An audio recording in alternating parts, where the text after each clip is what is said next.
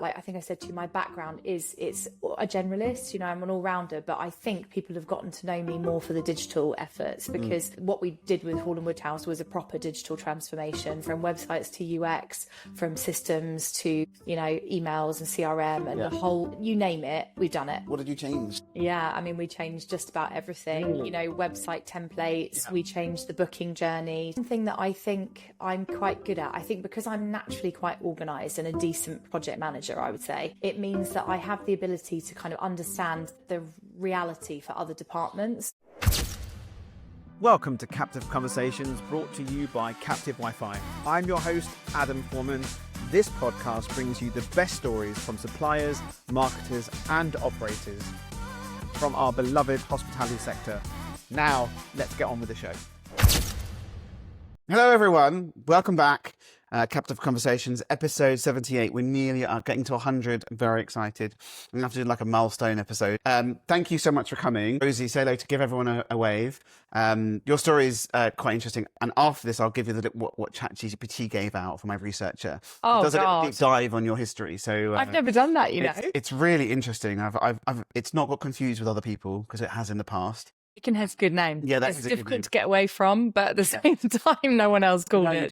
I want to dive straight in. So the last guest we had on was Ed from Guestwise.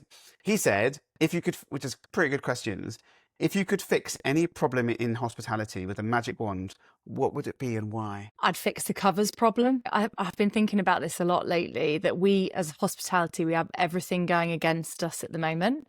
You know, we have people who want to stay in more. We've got the Deliveroos, we've got the Netflixes, we've got the worst mental health in people that we've ever seen on record. We've got AI coming in left, right and centre. But despite this, as hospitality businesses, we're still supposed to be energetic and enthusiastic and inspirational and do something unique and special. And it's just such a complex environment. So if we could just get covers moving back in that general upward lifting direction, I thought to myself, well, me and you could do this from the Maldives because we'd all be rolling in it. It is a challenge. And I think, you know, one of the lovely things about hospitality is the community that we have as a group. You know, we all strive for everybody to do well rather than just one business to do well. You know, having a lot of time in pubs, you'd think, oh, pubs could be really secretive and siloed. They're not. You know, we talk to each other and understand what's going on. So that part is amazing. And I think what hospitality continues to do, even though we generally don't have the teams that we need to do it, we generally don't have the resources or money to do it, is amazing. You know, bearing in mind we're going sort of upstream, it's impressive. But yeah, if I could fix one issue, it would just be drive those covers. You know, bring them back. And it's a shame pubs. It's like they're being lost. Yeah, it saddens me when you go. Well, I have been recently to a really cool pub group. I forget the name actually. I should put it in here. Trying to find somewhere outside. I live in Hertfordshire, right? So I'm not. It's 40 minutes to London, 30 minutes, or I can go the other way. Yeah. And we went the other way, and it was in Hitchin, which is too far away from where I live. And I was like, we were blown away. Awesome pub, really cool, good restaurant. Service was unbelievable. It was just, I was in awe. And we were like, right, is this a group? They got like 12. So we're now planning the other like 6 or 7 that are sort of near us. But it saddens me that pubs are going. I think that it's just in pubs as well, specifically, like you've got to have a strong offer, and it's difficult because already people want you to be a bit of everything. They want you open sometimes for breakfast and coffee, and they want you open for lunch, and they want you open for a drink in the afternoon. And then, you know, dinners have changed so much since COVID, and it's much more of a daytime occasion for most pubs. So you're kind of asked to be everything for everyone, rather than if you've got, you know, a bespoke restaurant that's really all about dinner and it's all dark and cozy, and, you know, that is a whole different entity. But in my view, actually having less pubs is not a massive problem for the industry as a whole. You want the best pubs to survive, and the best pubs will survive by being shrewd, doing the right things and keeping people interested, you know, doing things that are like help people work from their spaces. Everyone's got a pub. Piece, right? I think the community nearby piece is really nice. That's what I love. I love seeing and I also like seeing other brands or newer brands that have taken over a pub and turned it into that sort of community space. So it's open, it's a restaurant, it's a pub, it's that sort of mix. Flexi. Yeah, I love that. Okay, What is your biggest turn off in hospitality that stops you from coming back in again? Unfriendly service. And I know that's the most obvious thing in the world, but you'd be surprised. Like, you know, I was trying to think of an example. And I was in Cornwall this summer, my husband and I and our little one. And we went for, I won't say where, we went for a really nice meal, like gorgeous food, gorgeous setting. And the service was timely. They didn't do anything wrong, but it was meh. Hey, what do you want? It was really, didn't care if you were here or not. Nothing special about it. And it was such a disservice to their chefs because the food was really good. But it made me think afterwards, would I recommend that place to somebody else? I don't know. I'm not sure I would. And I just see it happen time and time again that like people want that connection. Like I don't mind faulty towers, bad levels of service, so long as that person's got banter.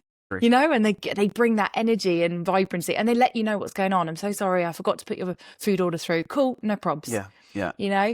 But what you don't see so much now is that face-to-face contact that really people want. And I think there's a danger with that, with some of the kind of digital pushes that we're losing that face-to-face contact anyway, but people crave it. So I'm a cliche, but unfriendly service. I agree with you. We had an amazing experience. I went to Lavo just in Marylebone.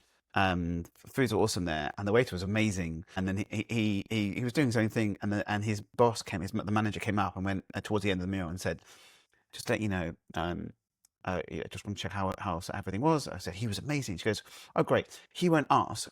She says, "I'm not British, so I'm going to ask you this." He'd love a tip. He won't ask you for a tip, but he never asks. And I know he's amazing. And I thought I'd ask for you because he's a bit shy. And I was like, "Oh, that's so cute." And he was amazing service, great conversation. But how lovely that the manager as well would advocate for him. I was like, that's wonderful. And around the corner from here, we got Passac Avenue, which is a awesome Philly cheesesteak place. We had a great experience. A young kid behind the bar was serving us, and he got his credit card machine. I went to pay, and he went X on the tip. And I went, "What are you doing?" He goes, "Oh, no one gives a tip around here." I was like, "Do that again." Do that again. And I pressed 10% and I tapped it. And he was like, "Oh." I was like, don't tap it for them. If they want to do it, let them, because you give the option, right? If someone doesn't want to give a tip, they can press the X on it. I don't have a cash on me either, but he was amazing. I was like, "You were awesome." He goes, "Oh, thank you so much." All that, but I always press that. I was like, "Don't do it again." So, but yeah, it's difficult. I think you're right. I think I speak to people. We speak to clients in different areas, right? So in Europe, in Dubai, in America, in Australia.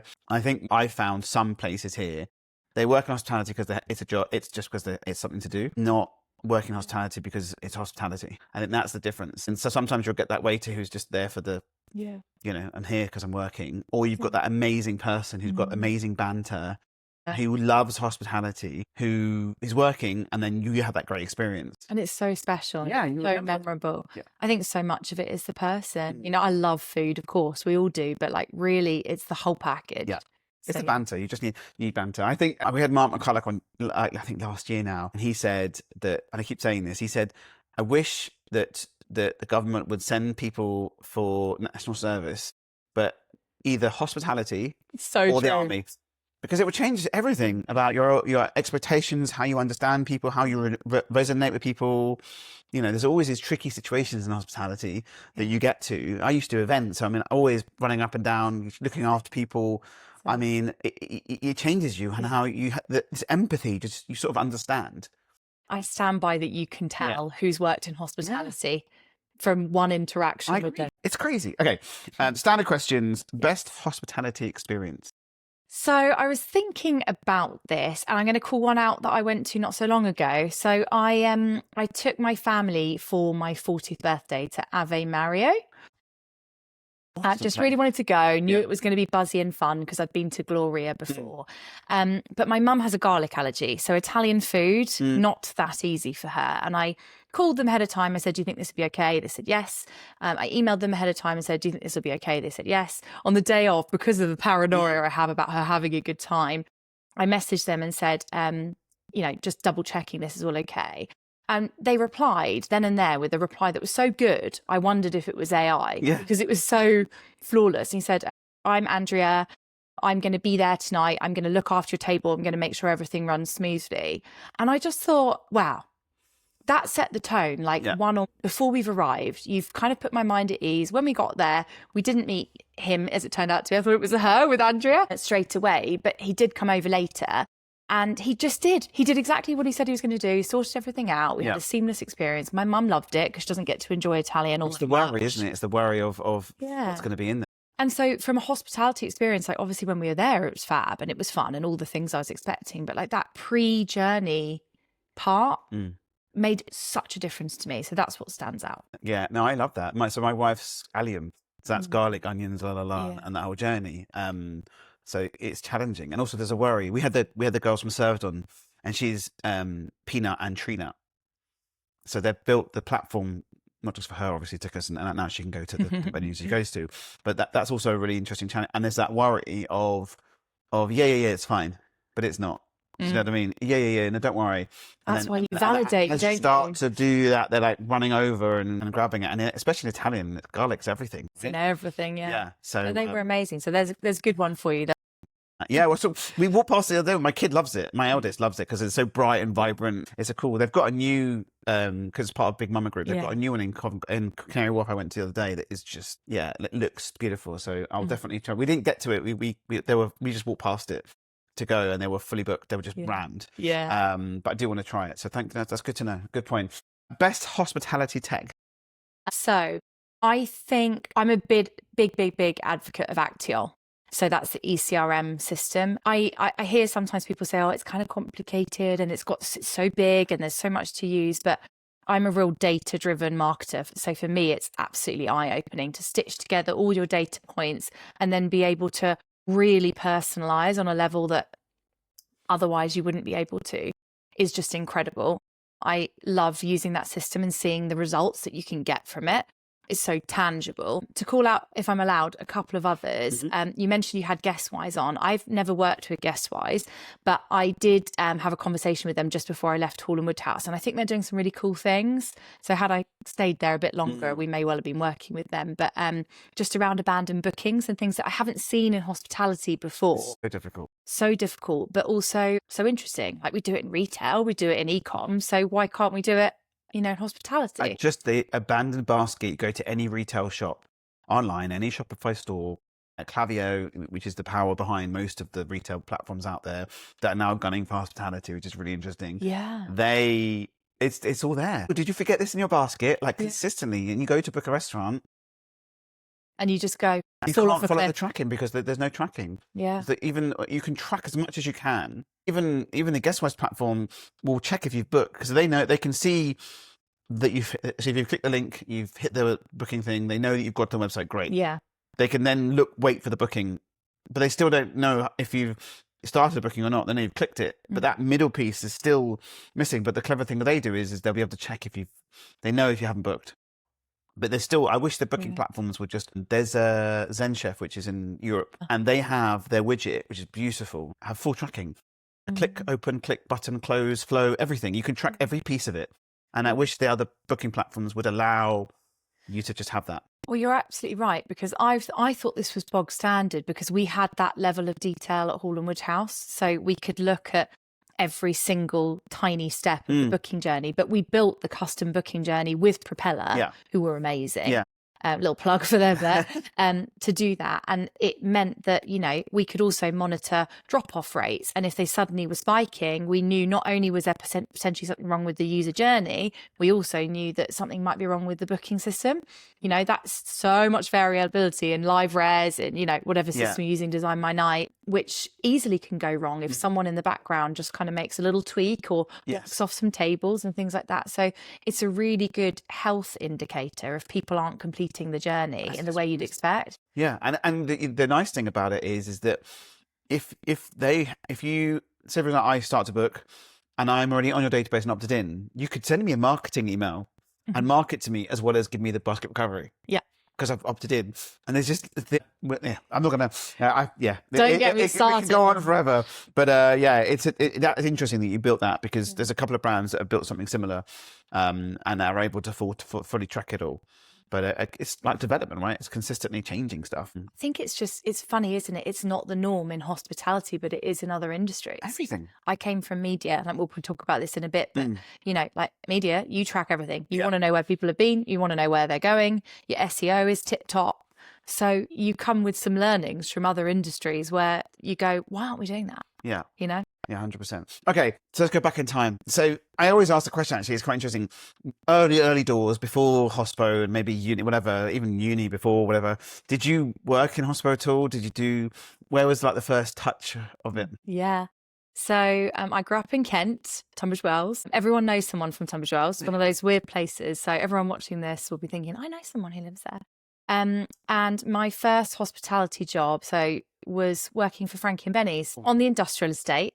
I was a waitress there. I loved it because you got the best tips. I was about to say, one of my colleagues, his now wife, doesn't work there anymore, but he originally worked there years ago, and she worked there probably till about last year, and they've worked there for years, and originally the tips were unbelievable. Yeah, I mean, I think just because it was next to the cinema and it was such a churn, you know, you'd see, I don't know, 10, 12 table turns a day.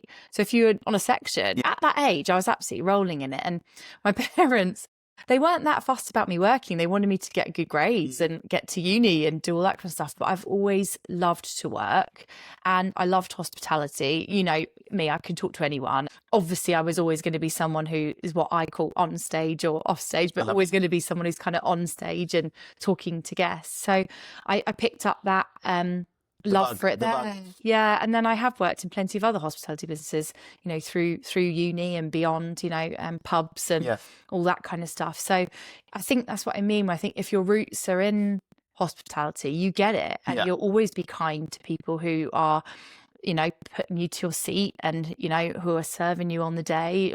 Is special, and I think it's so important. Drives me mad. It gives me the shudders if anyone's rude to anyone. I'm exactly the same. We sit down, and I went out with a friend of mine ages ago, and he's so antsy, and he's so like direct. And when he asked something silly, and I was like, "What are you asking?" Like, I was like, "I just want to know about this." And I was like, I just. Yeah, it grates me. You hear people at other tables having an argument with someone, and the poor person. And you just want to laugh. Yeah, I want to go and hug them and say it's going to be fine. So you're right. I think people, when you work in or have been in the industry, you have this massive empathy for everyone. You know, we've been out before with people, and they've gone and left, and service charges on, and I'll leave an extra like 20 quid. So they don't see, so they don't feel uncomfortable. Yeah. And I'll pop it in, or I'll give it to the waiter. I'm like, "You're amazing, by the way. Thank you." Yeah. Same. You know? And my friend's like, "What are you doing?" I was like, "Nothing." Or if they see me, they're like, "But it's included." And I was like, "But above and beyond." Yeah, because if it is above and beyond, you've got anyway. Yeah. So preaching to the converted. Yeah, I'm with you. So throughout even uni, and then uni was a really interesting one. So I can't remember if I've told you this before. I might have, but I started my own business in the summer of the first year of uni. My friend and I were sitting around in my kitchen, my parents' kitchen, I should say. Whinging about getting paid minimum wage in the pubs that we were working at that summer. And my dad said, "Well, why don't you just do something about it? Why don't you set up your own business?" And the two of us kind of looked at each other, and we were like, "Fine, we will." Yeah. And we literally got, this is making me sound so old, the yellow pages out, and we were like, all the caterers in the local area, we sent them in the post, literally bought some stamps, printed out some pieces of paper, wrote them a letter. Everyone's going to be like, "Oh my God, what a boomer." But I wrote them a letter, and we said, we said staff for private parties. Of course, the staff were just our mates. Yeah, of course. You know, but what we did is we gave them a great cut, and then we took our own little cut as well as their kind of booking fee. And this thing spiraled. Like, it was because there was no one doing it. There was no way for any of these caterers, or as it turned out, other businesses, to source people to do private parties. Yeah, they'd go to an agency and get charged a fortune. Yeah, there were one or two. I think there was one back then called High Society. Yeah. You'd have people come down from London at £20 an hour and stuff. So we could massively undercut them. And this business grew and grew and grew to a point where we had about 250 casual staff, about 50 regular clients, 21. Oh my. Yeah. We were turning really decent revenue. We had to figure out, you know, how to do a tax return pretty fast. And it just had this huge but for both of us, like, we were juggling uni and trying to get grades there and going on nights out and having a great time and running this business. She was at Brunel, I was at Exeter, and we just kind of juggled it. And I'm still to this day so proud of it. I mean, what kind of bravado must I have had to just do that then? But I think it's one of the reasons I've kind of come full circle back to doing my own thing, is it's always been there. Yeah, the bug. Yeah, so that's what I was doing then. I then was like, no, I got to get a real job, you know. Even though you've got an amazing business, you think, oh, I've got to get a real job. And I went into events, like you said, and conferencing, which is actually an amazing foundation because it teaches you about sales, about marketing, about research. Conferencing is crazy. Yeah, and incidentally, it was sort of hospitality and airline focused. Yeah, so it was called I for Travel, and an amazing business to learn the ropes, really. We used to throw events in great places all over the world, got to travel, you know, everything that a sort of mid-20s person would want to do. And from there, I got a job at Yelp, online review site. Yeah. Which again was just... They're just starting, is that when they just started? I think I would have been one of their, not first hires, probably in their first 10 hires or so in the UK. Yeah. And, you know, again, an amazing business. It was really kind of groundbreaking at that time. Yeah, massive. And kind of learn all about online reviews. Obviously, again, working really closely with a lot of hospitality businesses. And a lot of that role was kind of about being a spokesperson and really trying to leverage some PR for the brand in the UK. And from there... Out of interest, when you were speaking to people, what were their first responses of like, what's that? Or what are you? Or alarm bells. Yeah. Because people at the time were terrified of TripAdvisor. Yeah. And they were like, well, TripAdvisor does this to me. So what do you guys do? And actually it's much the same. You know, we had sort of filters to stop fake content and that kind of thing. And it was always quite difficult. You know, when you'd have media talk to you about problems, it was always kind of, you know, businesses don't like you. Yeah. And that was generally the approach. So we did a lot to kind of really try and reassure people that what we were trying to do was get credible stuff onto the site. And I think that was an interesting take on it and a sensible one, because people can understand that even if they want to get their fake reviews live on the site so that they bump their rating up, they get the principle that, you know, it's trying to be the right thing. They're getting quite a lot of traction on searches back then as well. Yeah, a lot. Because before Google Business was around, right? Correct, yeah. So TripAdvisor and then Yelp. It was TripAdvisor. Was Foursquare around as well? Foursquare was, and I'm trying to... sort of went that and then did that, didn't it, Foursquare? Yeah, I'm not quite sure what happened to Foursquare, but I recall I think it was a German business. Okay. From memory, I might be wrong, so someone will probably correct me here. But I'm showing my age now because no one else now understands. No one knows what Foursquare is. Yeah, I think they probably just disappeared because the weight of TripAdvisor and Yelp kind of took that over. Yeah. And Yelp was an incredible business to work for, and learned so much there. I was only there for a couple of years, and then. So what did the team end up being? How was it? How many people were there? Must have been 100, 150 there. Big sales teams there, you know, and that wasn't my area, but big sales teams to kind of... So what was the role at the end, towards the end? Well, I only had the one role while I was there, and then I sort of got pinched to go and work for Time Out, who were trying to do something a little bit similar. But actually, it was a sort of, I can't remember the title of it now, sort of... I think it was a business outreach manager, but a lot of it was comms focus, marketing focus, lots of, you know, blog writing and that kind of thing. So it was an interesting perspective for a couple of years. But of course, when a friend of mine from Time Out, Gordon, who'll love being mentioned on this, always on, I say Twitter, X, he will love it, called me and was like, I think there's a role for you here at Time Out. Awesome. Would you come in and meet the CMO? And I did, and there was, and then, you know, 5 years there, which were just incredible. So what was the role when you started at Time Out?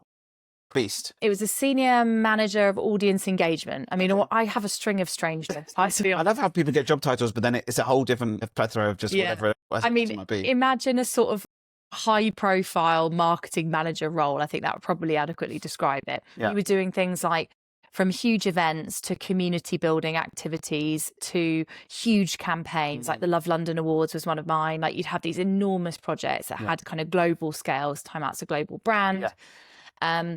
And everything else in between. You know, we had a couple loyalty schemes at that time. Like, you know, I learned an incredible amount there. I mean, God, was it stressful.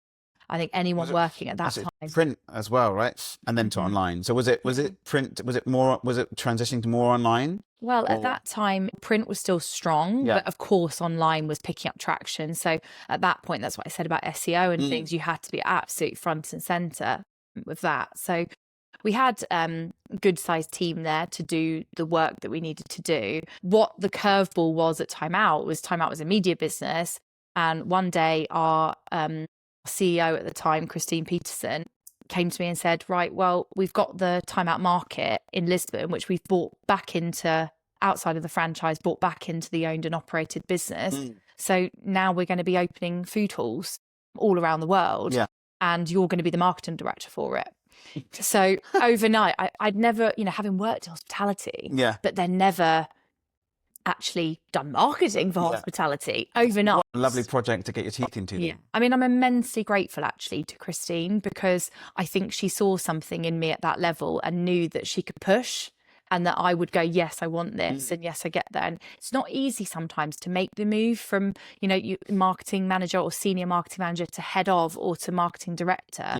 But she saw something, I think, or she just thought that muggins would do it. And promoted me into that role. So overnight, I rolled up my sleeves and was like, right, hospitality, how do we get people into a venue, know, which was new. Yeah. And I loved it. Yeah. And the rest is history. So how many Time Out markets were open? So by the time I finished there, we had opened 5 across North America, but these sites are enormous. Yeah. The size and scale of them, if you've ever been to one, they require enormous amounts of footfall. So you've got to learn how to drive covers fast, digitally, other ways, partnerships, whatever you need to do, everything, anything and everything. So it was an incredible... And so the marketing being driven from the UK team? No, we also had marketing managers working for each site, which is unusual, but you needed it because it was so large and there was an events element to them and that kind of thing. So that was really something. I mean, we opened 5 in just over 12 months period. So yeah, and one of them was Montreal, which is French speaking. And just as I was leaving, we were preparing to open the Dubai market, which I just missed, but I have been. Have you? And it's incredible. Is it? Like, it's really incredible. So is it theirs or is it franchised now? No, so they're all under owned and operated, but some of them are in partnership agreements. So they might have for example, the one in Montreal is sort of collaborated with a local business that wants to drive energy towards a certain area, which is kind of part of the foundation, I think, of the brand. That though, connecting with the... And that's how the original one, I don't know if you know the story of it. Oh, I'd love to hear it. I've never been, actually. I've not had an opportunity to be. Everyone I know has been, and I've not. But yeah, I'd love to hear the original. Yeah, so I hope I don't do anyone a disservice by telling this story. But there's a man called Joao, incredible guy, so creative, who was a Time Out. He was a franchise owner, Time Out editor of Time Out Lisbon. Yeah. And he basically said, I'm going to open a place that's full of the places that I've rated 5 stars, all under one roof. And, he did it. And he had some help and some backing from the government. And it became very, very quickly the whole of Portugal's #1 tourist attraction. Yeah. It's massive. It is. Yeah. And it's unbelievable to have achieved that from just this concept. But I think what really, from a brand perspective, what set it apart was that they were validating it. They weren't just taking anyone. They weren't like, we need an ice cream offer, so they'll do. It was like, I want this one. So even if that person was like, I'm not interested, we would be like, no, we want you. Yeah. And we have to have you. So we sort of had a different dynamic of working with partners. Rather than asking, going direct to the right ones and bring... It meant that people trusted our judgment as well, because they were already coming to us as a kind of trusted resource for reviews. An incredible business. Was it originally Time? Was that the first name of it? It was always Time Out. Time Out Market, yeah. So he didn't open and then they take it. He was like, we're going to use them as well. Yeah. Amazing. Which is just, it's a really inspiring story. And I think if you were to speak to anybody who was involved in that project at any point, for however long, they would be so proud to have been a part of that. And like seeing it scale now, I'm the biggest champion of it. When I see they've opened in Cape Town and I think they've got a couple more coming out, it's just incredible to see. And some of the original team is still there. So, really? Yeah. So the head office, my brain's not working. Is the marketing team still, are they running here or are they split everywhere? Obviously there's local marketing teams for each one, or do you... I couldn't say, because I think that I haven't been there for so long Yeah. that I'm not sure how the structure is, but I do know that their absolute master of communications is still there, and she's at the C-level. She's an amazing lady called Alex. She'll also like being. Yeah, I'll tag her into it. Yeah. Okay, so after time out, what happened after time out? So that's sort of your whole. Yeah, and so about 5 years I was at Time Out, and my job did at that whole time incorporate hospitality and media. Media didn't just disappear; it was like the group role, so it was a big role, and you kind of just I got chucked in the deep end. I bet you loved that though. I did, yeah, I did, and I was really proud of. I'm still proud of everything we did there. Gives me like a little yeah. And then from there, I got a call from a recruiter who said to me, "I've got a job for you," because I was moving down. My husband was working down in Hampshire at the time, and we knew he wanted to move to Winchester and move out. So I was kind of exploring options in London, but also outside. She said, "I've got this job for a company called Hall & Woodhouse," and I'm afraid to say this because I'm sure people will go, "Ooh," but I went Hall and Who because I'm from Kent. I'm Shefford Neame, that's my local brewer. So and they said, "Oh, it's a big brewer. They've got lots of pubs, a couple hundred pubs down in mainly the south and southwest." And tick that box. Yeah, come and meet them. And I was interviewing at the same time for a cinema brand, and I was really buzzed about that. I love cinema, and I thought that just could be interesting. But when I got to Hall & Woodhouse, something magical happened. I just met the loveliest people. They were so kind and decent and interesting, and I thought everything they said made sense. And I came away from it and I said to my husband, something really weird's happened down in Dorset. I'd driven from southeast London in the early morning down to Dorset, and I said, I really liked it there. I hope they asked me back. And they did. And then I met the MD and I thought he seems great too. And the rest was history, really. And so I was there 5 years. Time out 5. I'm a bit of a long hauler. Yeah, I do. I find a company that I love and I stick with it until starting my own business like a mad woman. But yeah, I think with Hall & Woodhouse, when I went in, there was amazing pubs. That's what they do have, absolutely, and amazing people running it. And I will never, ever, ever hear a bad word said about Hall & Woodhouse. They're an amazing business. What was the role when you started? The role when I started was a kind of head of digital role. And that was because they hadn't really done much digital at all. Yeah. So, they had websites that could take a booking, and they had POS, points of sale, out and about. And that was kind of it. Yeah. They were actually still thriving despite that. But I joined in COVID, literally when we were opening and closing and opening and closing. That's even more fun. Yeah, but in a way, it gave us some time to kind of reflect on what needed to be done. It's really interesting you say that. Everyone I speak to re-energized, re-looked at every strategy during that. It gave you your time to breathe. Yeah, it did. Not a nice time, but it gave you time to look at the structure of, we did the same thing in our business, gave you the time to structure, look at how can we make things better.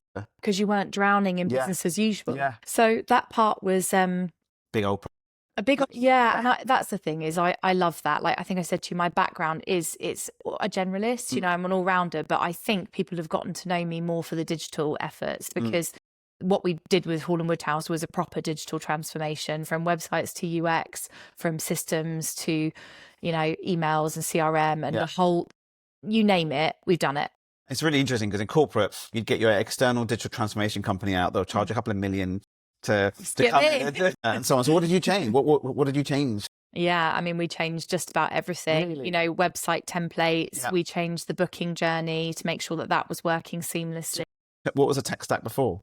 It's rare that I speak to people in your role that talks about tech stack as such, because you're immersing yourself into it. And as we talked earlier about the silos, and it feels like you've actually managed to connect those silos together. Yeah, which is always hard. That's one thing that I think I'm quite good at. I think because I'm naturally quite organised and a decent project manager, I would say, it means that I have the ability to kind of understand the reality for other departments. So I've always worked quite well with operations, worked well with IT, and other departments that all in hospitality, they're all working towards the same goals, really. So from my perspective, I don't really know why I got into tech. I think I just got into a I need to understand this properly to be able to actually deliver results for this brand, Yeah. you know?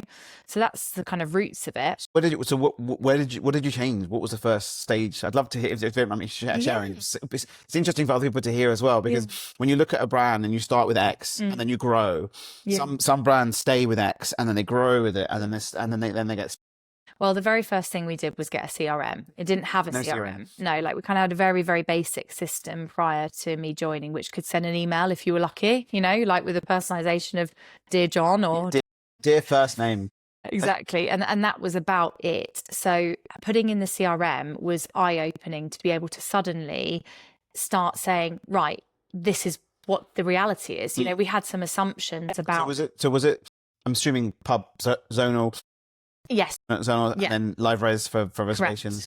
Okay, fine. Yeah, which, you know, like people will always have their pros and cons for all the different systems, but actually they all worked well with Actiol integration, which meant that we could get a customer view or a guest view.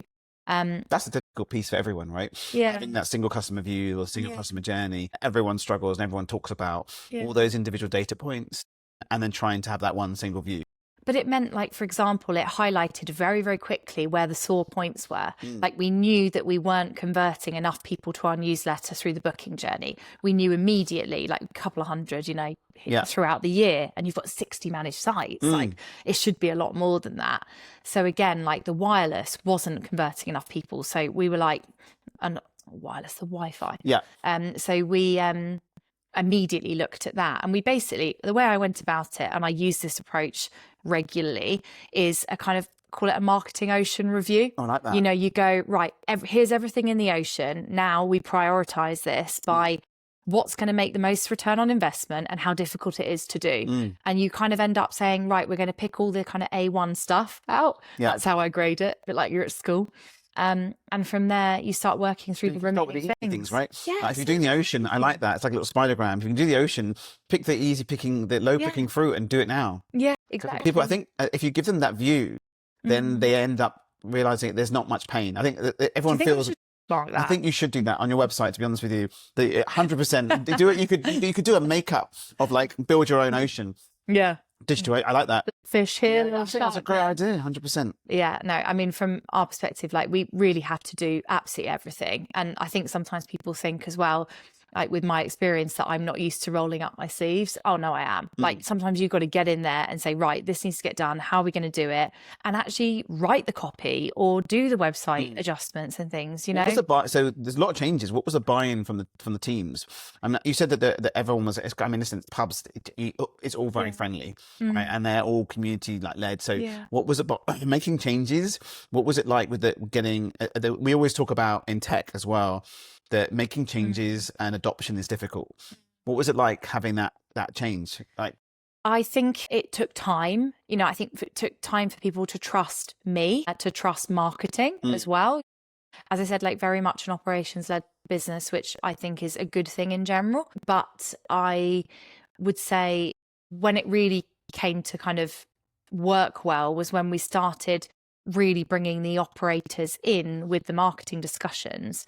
I know it's a cliche, but actually, what is the point in me putting out a drinks menu, which they can't make on a busy Friday night? They're not going to put the menus out. We're not going to get the sales. The suppliers that we're working with aren't going to be happy. So you have to get some synergy working well quickly, and you have to be bought into the same goals. So sometimes obviously that's frustrating because you think, oh, well, I really want to do this. I know this campaign's going to be amazing. But if ops aren't bought in, it's not worth it. No, you don't want to force it down their throat, right? Because you're getting negative buy. Consistent. No, it was like, marketing sentences, lovely idea, but let's not do it. So were you consistently having conversations with ops? And I'm assuming did they have like area ops as well? Yes, so regional managers, and over the years that's been kind of done in different ways, but also a head of operations who kind of looks after that whole aspect. Nice. And then a head of commercial who kind of in the commercial section would have a whole host of other kind of systems related things. So it's it's one of those things where it takes time to build that trust. But with the system stuff, a lot of the time ops were like, this is great. So you mean we don't have to do this anymore? We don't have to update our own Google Times or whatever. So if you're taking some elements away from day to day that they can focus on other things, I think that part's quite appreciated. You don't only want to do that, otherwise you'd never do anything interesting or fun. But there's got to be a bit of give and take. I love that. So changing all the websites, making a better booking process, better traction, better single view. I mean, the change must have been mental from sending proper dedicated emails. Like, what was the view like afterwards? I mean, it must have been like crazy, no? I have to say that something really stuck with me. My first week at Hall & Wood House, I saw one of the emails and I thought, no. We've got to rewrite this. Yeah. And I rewrote it. And I remember I had about 3 or 4 emails from the rest of the senior leadership being like, this is incredible. This is unbelievable. And I was like, okay, like that's where we are. So that's great. We've got so much more. Oops, I've just thrown my mic on the floor. That's right. So much more that we can go for here. And I think that's, testament to Hall & Wood House is they were like, yeah, let's do this. Yeah, they let you run with it, which is nice, I guess. There's that trust piece as well. I think you gave them you gave them the view of the ocean. Yeah, and I think it's data backed. I appreciate that there are parts of marketing like brand is quite hard, but the job that I was initially brought in to do, and then I became head of marketing in a more overarching role anyway, is just to show me it will work. With your team, so was it just you, or what was it? No, the team had changed enormously over the 5 years that I've been there. Different types of roles, at different times, but ultimately kind of got it to a place where it was campaigns and social, and then someone more on the digital side. We've obviously got the tenanted pubs, that Hall & Wood House called business partnerships as well to factor in. So, I always say to people, if you think complexity, go work in pubs. Yeah. Pubs marketing, where you've got 50 to 60 managed sites, then you've got tenanted sites. Each one is unique. Some of them have a car park, some of them don't have a fireplace, some of them have a different menu. We had at times like 9 or 10 different price points to work through menus. Like this complexity, areas and the times, what's going on. It's like, and the spread. So it's not even like, okay, I've got 6 sites in London. It's like, a couple of 100 miles apart from one of these. The complexities are above and beyond. So if you can do that, I sometimes dream about like, one brand. One brand. That's like, refreshing. that'd be incredibly correct. Wow. I'd be surprised. You'd be like, it is totally the same menu, except they can't do those 3 sandwiches because they don't have the right type of fridge. And then you're like, okay, but it's not the same. From a marketing standpoint, that means you've got to do a different menu.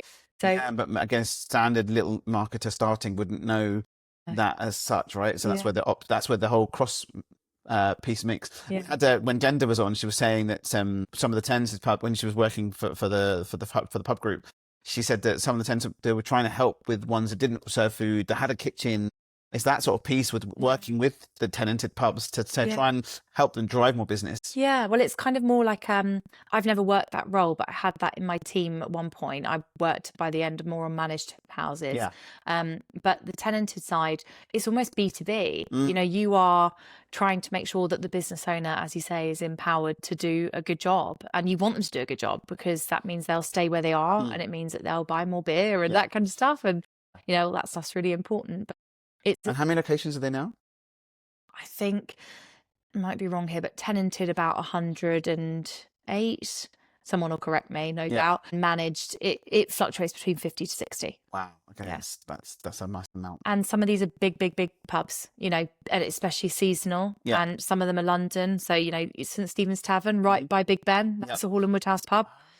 And so different. Yeah. So one where you might go to Hall & Wood House Bath and it's, really lovely and this beautiful old building, like completely different. Yeah.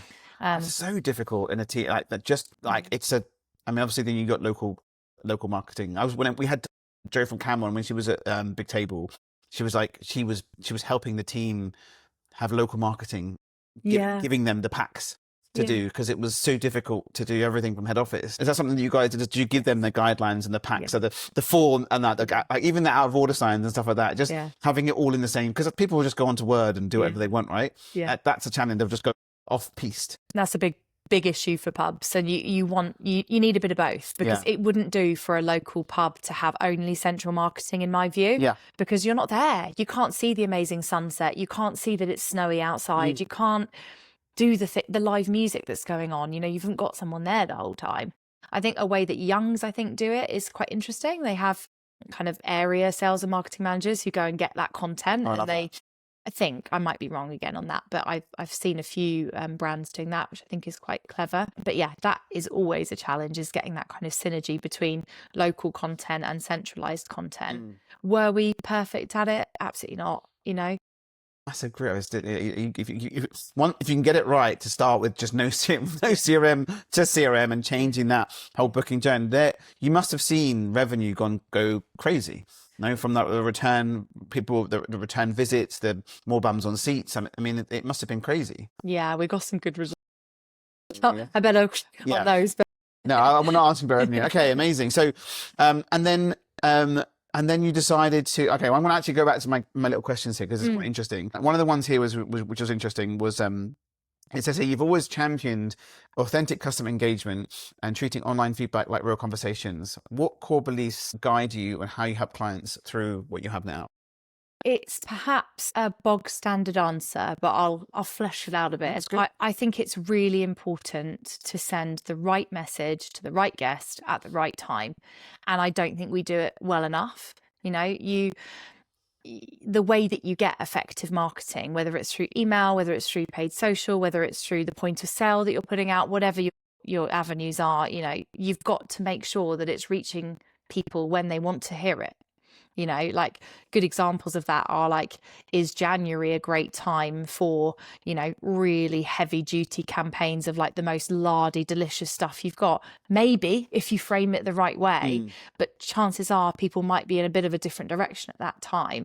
I think that what Vic Searle has done in kind of really championing data, and she's been on your podcast before, is incredible. And she's right. You know, I've worked with Vic quite a bit over the last couple of years, and she's helped us with some stuff at H&W as well. And it's unbelievable, really, that we still go, we need to send an email today because it's Mother's Day. And it's like, actually, what's the data tell you? Like, A, how booked are we on Mother's Day? Like, do we need to do that much? Or like, do we just need to kind of nod to it here and there? B, like, we know from doing things like Christmas bookers, like previous Christmas bookers, about 5 times more likely to book. You're much better going after them. And not bothering everybody else. Right? Yeah. So actually looking at not each customer, because let's be honest, we never get right down to saying, right, Joe Blogs is going to get this. We're not quite there yet, but I think that will come. But at this point, you know, at least saying, we know this person's not interested in meat. They're a vegetarian. They've told us that. Let's not show them a picture of a steak because it's not going to convert. So I appreciate the resource, I think, is the biggest challenge for people in marketing, is like they haven't got that extra pair of hands who can safely do this. You know, I know when I've sometimes brought in freelancers as well, I've been like, oh my gosh, they don't know our tone of voice and they don't know this, that and the other. But you sometimes don't have the time to segment down to that level.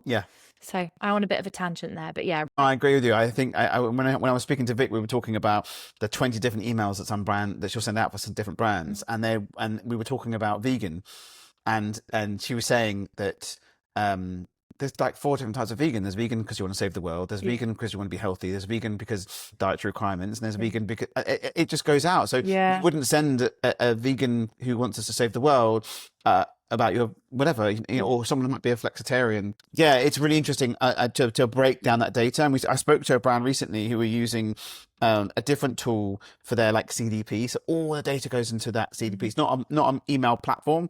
It's a data platform. Okay. So all the data feeds in from sales to CRM to bookings to everything. So you have that actual customer view. And then you could do action on that. So rather than just having the CRM piece or the CDP or the data piece, that feeds everything in, and then you've got this beautiful dashboard where you can actually see everything. But then, as I said, what you were saying, with segmenting that into each individual piece, if there was enough resource, you would send those 10 different emails a month.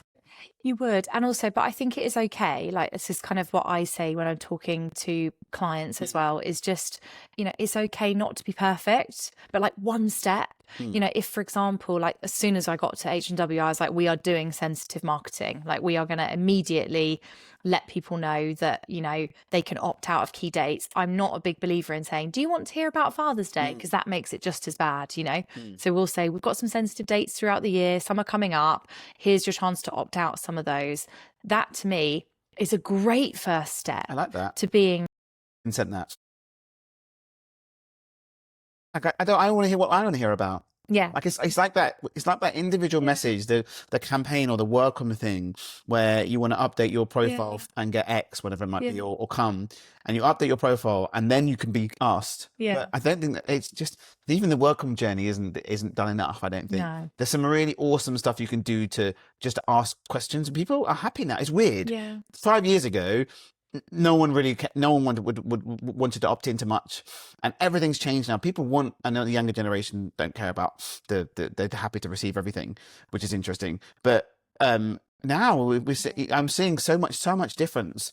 People are willing to say, yes, I'll have some of that. No, I won't have that. Yeah. But that's actually a really nice idea. I like that. It's one of the first things we did, because like when I first joined, the database was sizable, but a lot of it had been sat there dormant because there was no CRM to kind of utilize it from. And one of the first things we did was just to kind of re-qualify it and ask people to tell us their preferences. You know, what do you want to hear about? And we did things like, we've not got perfect data on it, but things like, oh, do you have a dog?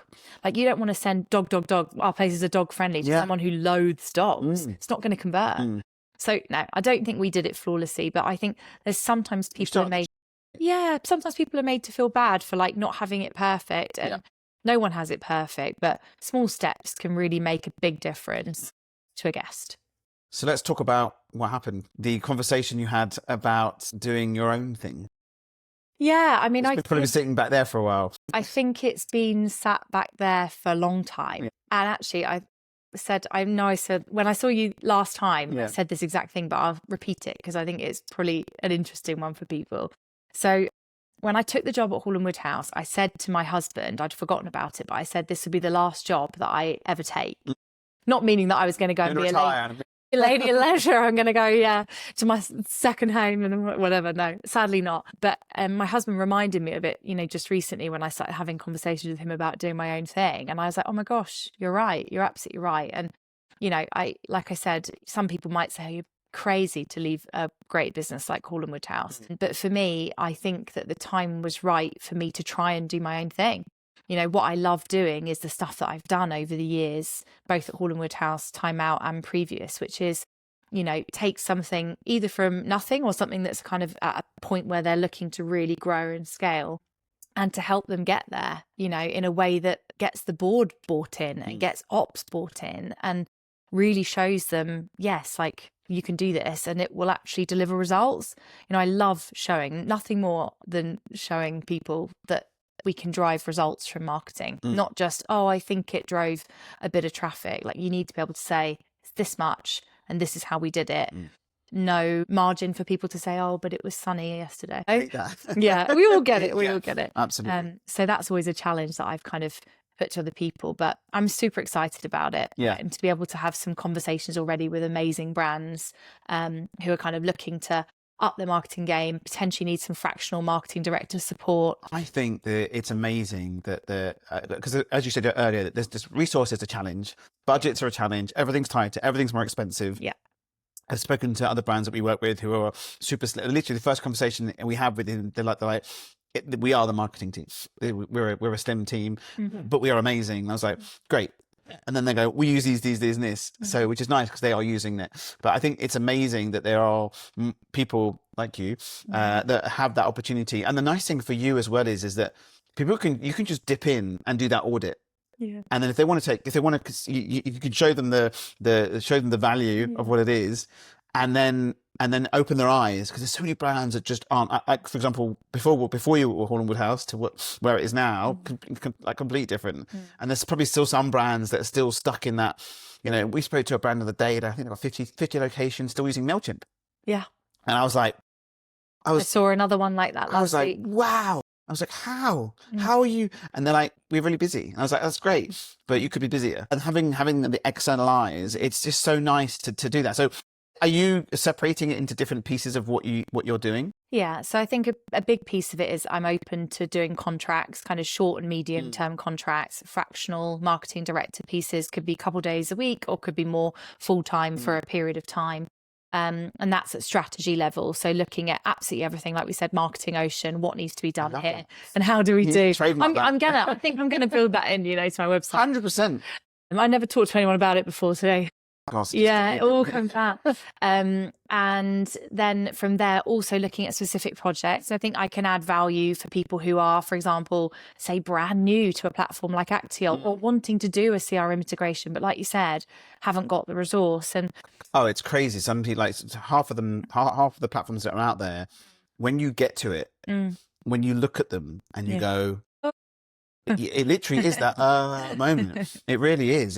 And they struggle, and they will sit there for 3 months, and they will still not use the suite of what's available. Yeah, and I think, like, I just was at a marketing director's dinner a couple of weeks ago, and we were all talking about the same thing. Like, it didn't matter, to be honest, if you had 5 sites or if you had 100 sites. You seemed to have about between 1 and 5 people working in marketing, and that. I mean, if you put that into the financial sector, that would not fly because it's such a tiny, tiny amount of people. So you need sometimes safe pairs of hands who know what they're doing, who can do your strategy for you, but also can go in and say, right, let me build your welcome series. I can do it, you know, and I'm not precious. Just the welcome series on its own.